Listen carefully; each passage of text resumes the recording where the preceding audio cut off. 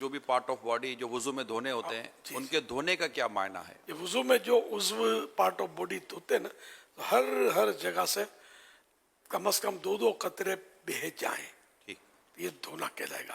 خالی پانی مل لیا تو اس سے وضو نہیں ہوگا۔ وضو کرتے ہوئے کیا نیت ہونی چاہیے؟ میں حکم الہی بجا لاتے ہوئے وضو کر رہا ہوں، یہ بھی نیت کافی ہے۔ کیا دکھتی آنکھ سے نکلنے والے آنسوؤں سے وضو ٹوٹ جائے گا؟ جی ہاں، ناپاک بھی ہوتے ہیں آنسو جو دکھتی آنکھ سے نکلے۔ انجیکشن لگانے سے وضو ٹوٹے گا؟ انجیکشن لگانے سے اگر خون نکلا نا اور بہہ گیا تو وضو ٹوٹے گا، اور اگر بالکل خون نہیں نکلا تو نہیں ٹوٹے گا۔ معمولی سے ابھر گیا خون تب بھی نہیں ٹوٹے گا۔ عموماً انجیکشن جو لگاتے ہیں حضور، تو انجیکشن وہ جو نڈل نکالتے ہیں تو اس کے اوپر وہ روئی لگا دیتے ہیں، یا بعض اوقات یہ ہوتا ہے روئی بھی نہیں لگاتے، اس کے اوپر کوئی پٹی سی لگا دیتے ہیں۔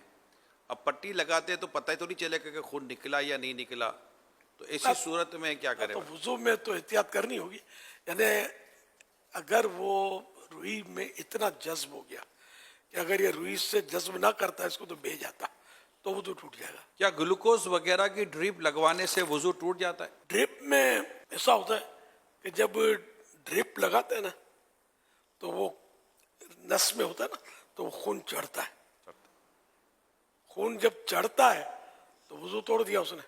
جو نماز جنازہ کے لیے جو وضو کرتے ہیں تو اس وضو سے دیگر نمازیں نہیں پڑھ سکتے، یہ کہاں تک درست ہے؟ غلط فہمی ہے، کوئی حرج نہیں ہے۔ یہ فرمائیے کسی شخص نے اگر اپنی دار بھروائی ہے تو کیا اس کو وضو غسل ہو جائے گا؟ اس کا فیلنگ کرواتے ہیں جی، وضو غسل ہو جائے گا کہ یہ اکھاڑ کر نکال نہیں سکتے اس کو۔ خون نکل کر بہہ گیا مگر وضو نہ ٹوٹا، اس کی کوئی صورت ہے؟ یہ آنکھ کے اندر ہی خون نکلا، اندر ایک گولائی ہے نا، اور یہ اندر ہی پھیل گیا تو وضو نہیں ٹوٹے گا۔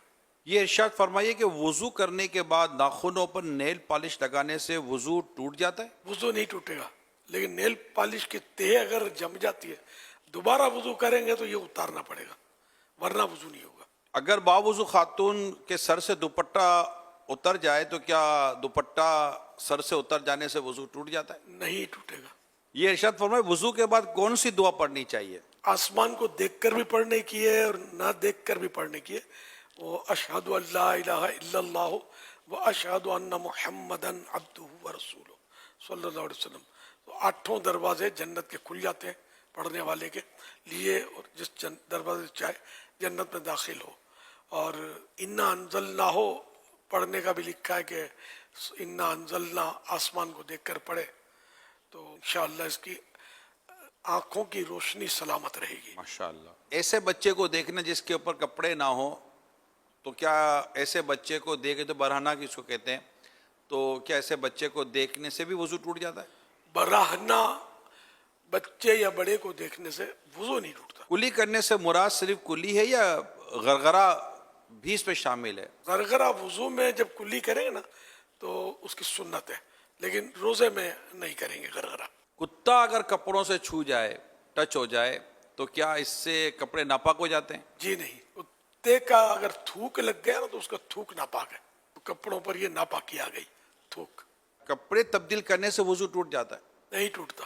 کیا وضو کے بعد ناخن کاٹنے سے وضو ٹوٹ جاتا ہے؟ نہیں ٹوٹتا۔